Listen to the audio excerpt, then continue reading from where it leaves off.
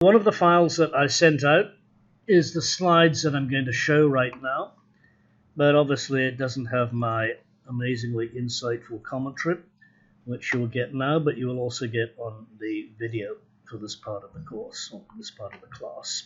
How do we communicate non-verbally? Particularly for things like explanatory animations, narrative animations, we don't necessarily want to have words, because that reduces the potential audience for our animation to people who can understand the particular language that you have in the animation. And also, it's just more challenging, more interesting to do things in a classical, non-verbal fashion. And incidentally, for non-verbal design, I really recommend Aardman Animation's Shaun the Sheep movie. Is a full-length 90-minute feature film. It's not silent, but there are no words in it, so it's obviously universally or almost universally accessible. It concerns the adventures of a bunch of sheep that go to the big city to rescue the farmer who has lost his memory, and it's absolutely crazy. It's hilarious, a wonderful example of non-verbal communication. So how do we communicate non-verbally? Expression, gesture, posture, mainly. There are other things. We can communicate by clothing. We can communicate through, well, our hair, I suppose. But expression, gesture, and posture are the classics. Expression being the face, gesture being the arms and the hands, posture being the whole body. We can also front load. In other words, we can ground bait the audience's perception and reaction to that character through the design of the character, through various details. Let's have a look at this. So, expression. Almost all nonverbal communication, detailed nonverbal communication, is through expression on the face. And these can indicate somebody's personality, if it's a habitual expression. They can indicate their immediate emotion about the situation or their imminent reaction to the situation. This is a classic meme. You can tell this is character, maybe, emotion, walking down the street. This is the guy reacting immediately to the situation, and I don't know what her reaction is going to be, but it's pretty obviously imminent. So we have all three in this one fairly classic posed photograph. Immediate emotion, imminent reaction, personality.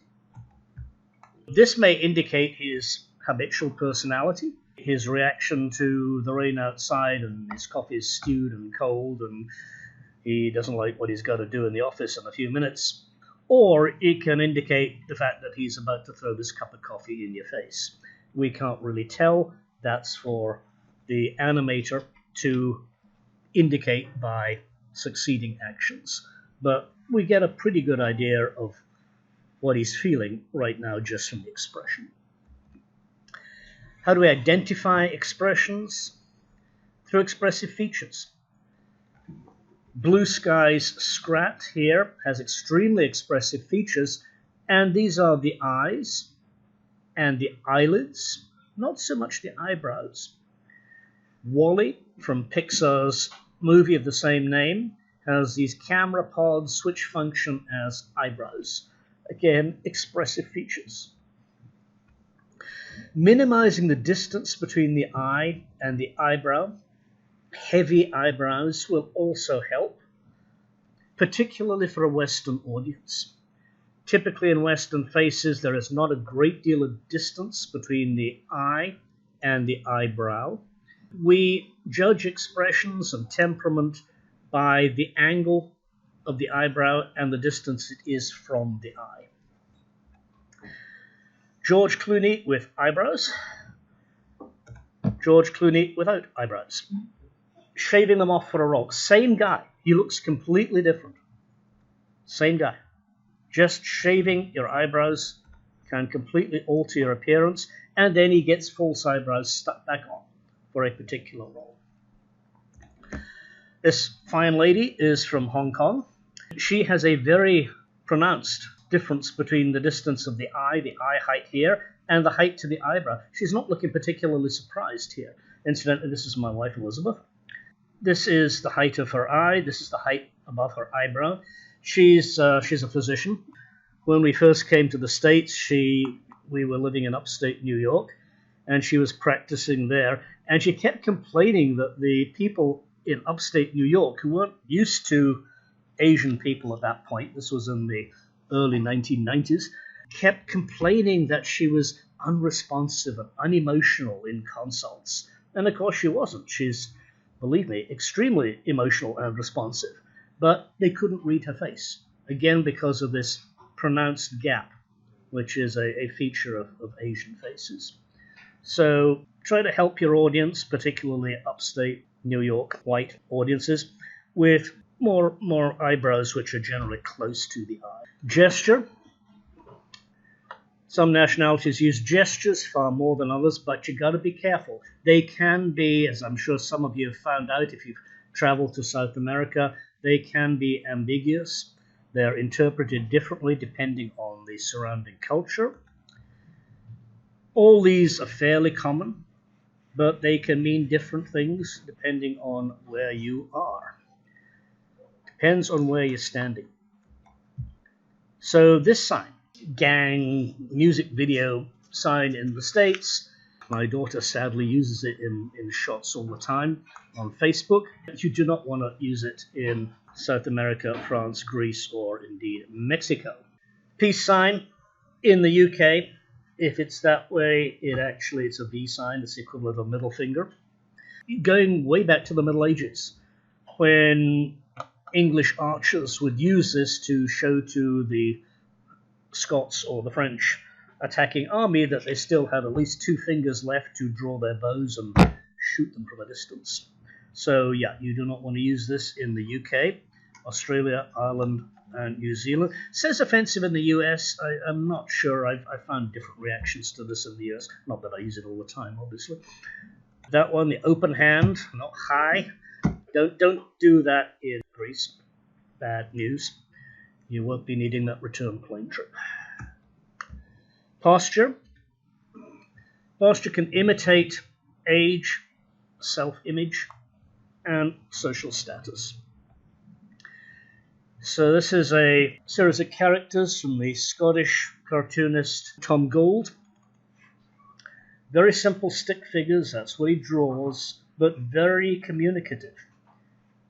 Through the posture, through the use of assets, which we'll look at in a moment. Also, things like this: posture, evolution, the rise and the fall of mankind. We're all typical examples of this. I think most of us have actually got past the pneumatic drill stage, but yeah, the computer unfortunately is still with us. And let's look at a short animation that demonstrates how much you can communicate with just posture and gesture using stick figures. Sketchy Duel. So this is from Bird Box Studios in London. Classic piece of 2D animation. We've got the foreground, which is high contrast, fairly dark, fairly detailed. We got the midground, which is these four characters in the classic duel situation. And if you're not familiar with the classic duel, the two people who are going to fight the duel, this is pretty obviously the challenger, and this is the guy who's being challenged. They each bring a second, and the second brings their weapons and oversees fair play. And all of these have different heights, they have different postures, they have different characteristic gestures.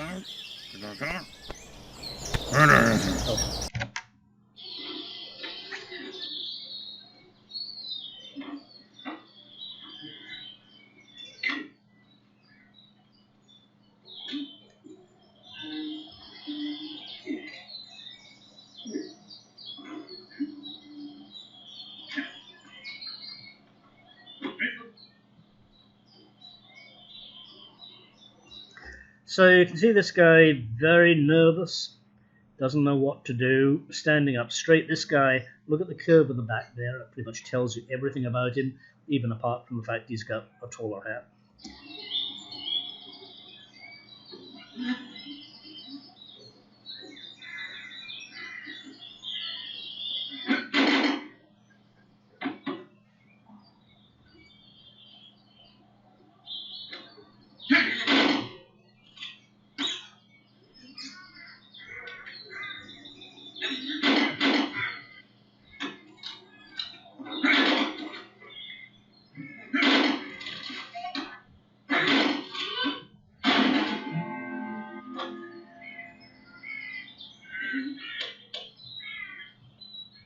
Passage of time. It's worth seeing this again, just to analyze it.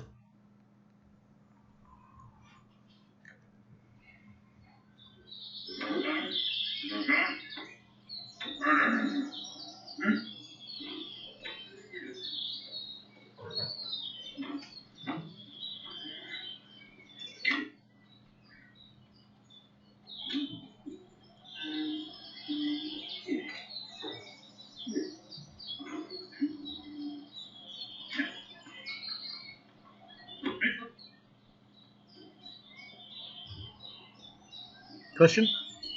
How do you make the hair only come out of some places? Oh, weight paint. Weight paint. If there's time, let's look at that later. Yeah, thank you. I should have noted that. But the same as the rocks on the island, basically. Just do a weight paint. Ah, okay. Yeah, that's a good point. I'll show you that in a moment. Falling pianos are a classic animation trope. Fade to black, passage of time. I've got a collection of falling piano videos. Let's go back to our slides again. So the use of posture to communicate role, character, and intention. Proportions. Proportion can indicate age, importance, character archetype, and by archetype mean the kind of thing that's instinctively or intuitively recognized as being distinctive by people, at least in a particular society. Proportions, these slides, I've sent these slides out as a PDF, so you've got access to them. Proportions change throughout life, particularly the infant. Head height is about a quarter of the total body height. And then as the character gets older, it goes from maybe 1/8 to maybe 1/7 of the total body height, depending partly on race, depending partly also, in fact, on age. People tend to shrink a little bit as they get over a certain age. Combined with resting posture. So here's the typical posture. The little kid, the toddler, is looking up because he's looking up at people all the time, so he stands up quite straight. The younger kid, maybe, I don't know, under 10, preteen, he'll be looking more directly at people, full of energy, quick movements. Teenager, typically slouching.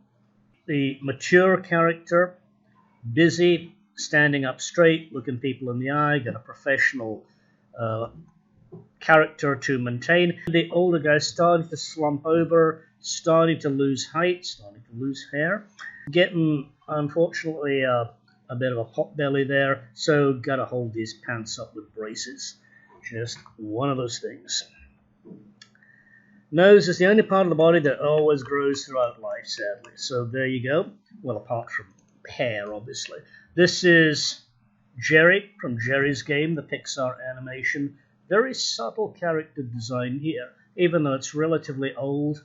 A lot of skill used to convey the character's movements, his skin, his posture, and the details of his articulation, the details of his age.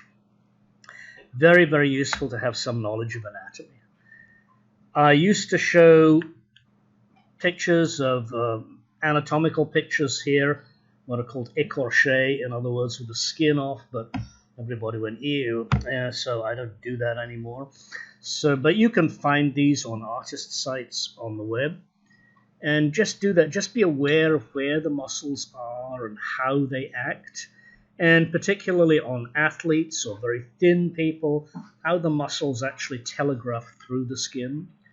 Be aware of the bone structure, that upper limbs in the arms and the legs have a single bone, the lower limbs have two bones, so that you can twist your feet and your hands, which would be rather difficult if you only had a single bone. But this also allows for, it makes a difference to the way that you render the arm, the way the muscles flow around the bones. Try to use correct terminology when you're talking with other professionals about the way that you move around the body. Proximal is towards the heart, distal is towards the extremities like the hands and the feet, dorsal ventral towards the back, towards the stomach, lateral towards the side, medial towards the center, and then you've got the three planes. The sagittal plane slices you down the middle, coronal plane slices you in the side, and the transverse slices you through the middle, but horizontally. Worth getting to know these, even if you don't use them that much yourself. It's useful to understand them without asking people to explain when you meet them in technical conversations. Again, design.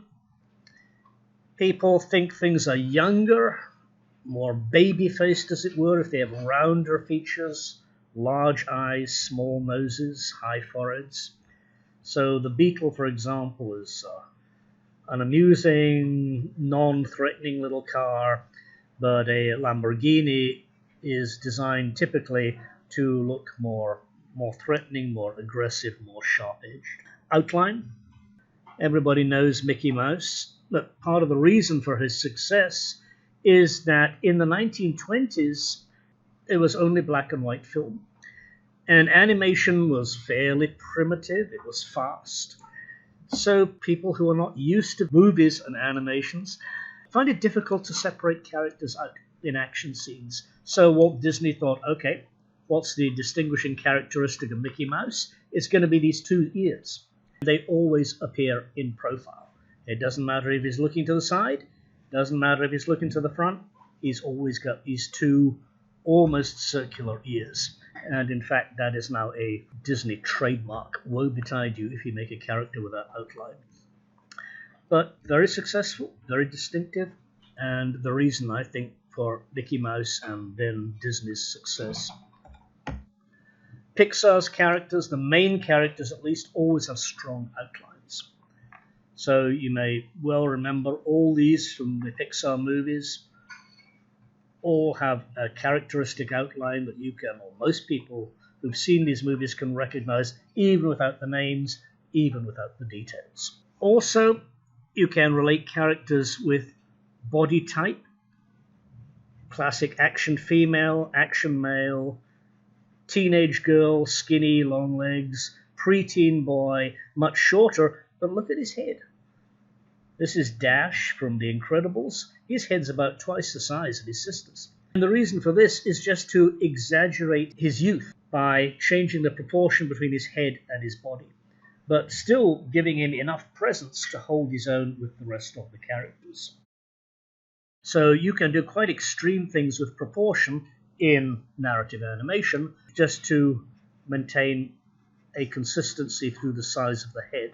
And also they're related, they all have different hairstyles, different hair colors, though they have related costumes. It's a very clever piece of design there. And they follow from classic 2D character types. Archetypes, again, going back to certainly the dawn of Hollywood animation, 1930s, 1920s. When you're designing a character, you may not have much time. Maybe your animation's only going to be a couple of minutes long. You can't afford to give a great deal of backstory to a character, so make use of assumptions.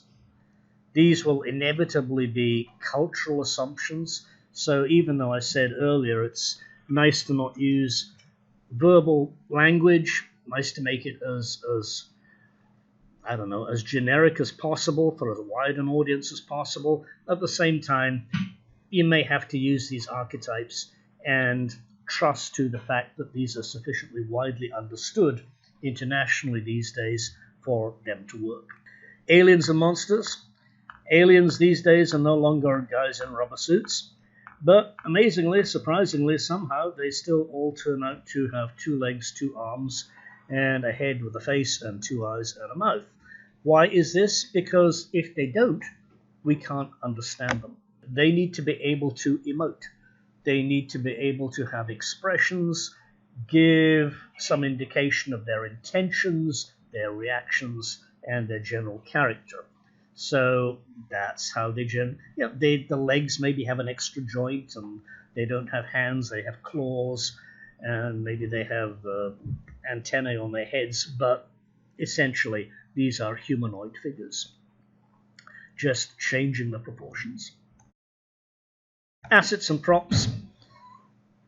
Again, archetypes. So they set assumptions about the era, 17th century Japan, contemporary war zone, classic wizard in the pointy hat time, and the role. They don't say anything about the character. You don't know if this is a good samurai or a bad one. Same with the soldier, same with the wizard. Is he a black wizard? Is he a white wizard? You don't know, but you recognize his role in the plot just by the costume and the props. These are independent of character and age.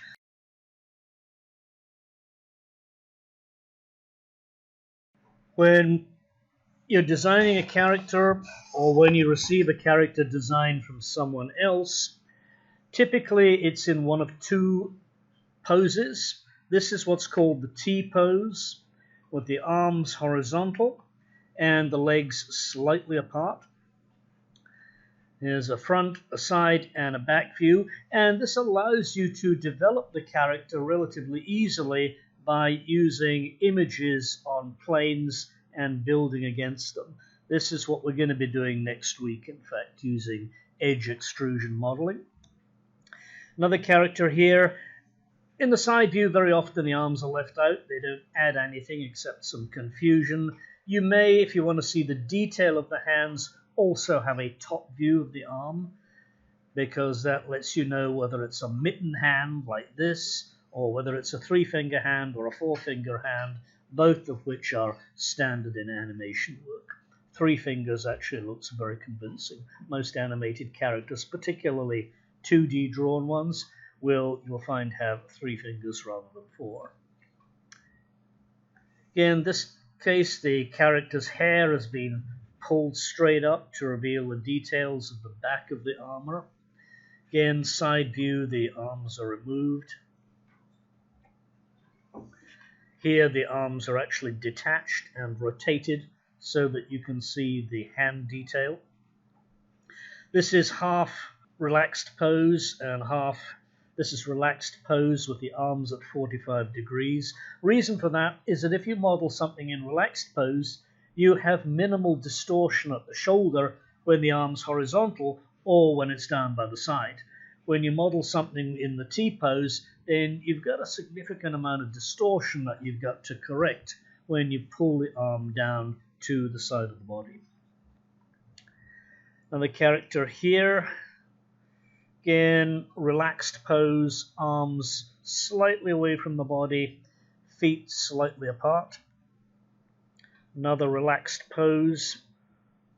And this is actually the character we're going to be using next week. This kind of dopey character. Pronounced curvature of the spine, which makes him a very interesting character to model. In the T pose, we don't care too much because we're probably going to be putting a t-shirt over him, so the fact that the shoulders may be slightly distorted won't matter too much, as long as we smooth them out so we don't actually see bumps telegraphing through the t-shirt.